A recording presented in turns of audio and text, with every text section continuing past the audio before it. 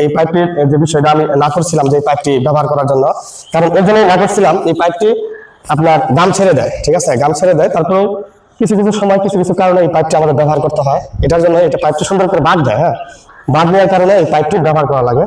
কিন্তু এই পাইপটি আজকে আমার এই ছাদের উপর আমি ব্যবহার করলাম, এর জন্যই মানে লেয়ারটা একদম লাগানো, সম্ভবত ছাদ ঢালাইটা একটু কম হবে, যার জন্য কিনা একটু আপনার এই পাইপটি ব্যবহার করা হয়েছে। অধিকাংশই এই পাইপগুলা একটু নোংরা মুখে ব্যবহার করা যায়, তার জন্য কিনা আমি এই পাইপটা আমি আজকে এই জায়গায় দিলাম।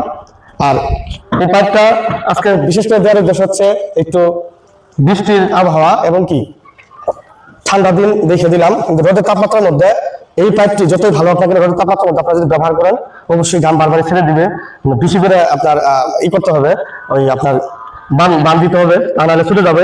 তো আজকেও অনেকগুলো ছুটে গেছে, সকালবেলা ঘাম লাগানো হয়েছে, এগুলা ছুটে যায়, বের হয়ে যায়, যার জন্য কিন্তু এগুলা সমস্যা। তারপরেও সর্বোপরি একটি কথা হচ্ছে যে অনেক বছর দিয়ে এই পাইপটি ব্যবহার করা যায়, যার জন্য কিনা আমরা এটা পাইপটা ব্যবহার করি। কিন্তু পাইপটা ব্যবহার করবেন মানে ঠান্ডা শীতের দিন এই পাইপটি ব্যবহার করার জন্য পারফেক্ট, কিন্তু গরমের দিনের জন্য এই পাইপটি পারফেক্ট না। গরমের দিনের জন্য আপনি সাদা বিআরপি পাইপ যদি ব্যবহার করেন তাহলে আপনি সাথে পাইপ ফেলে আপনি নিশ্চিন্তে বসে থাকতে পারবেন, আপনি টেনশন করতে হবে না, ওদের চেক দিতে হবে না। ধন্যবাদ, ভালো থাকবেন। আজ এই পর্যন্ত, নেক্সট টাইম অন্য কোনো ভিডিও নিয়ে আপনাদের মাঝে হাজির হবো।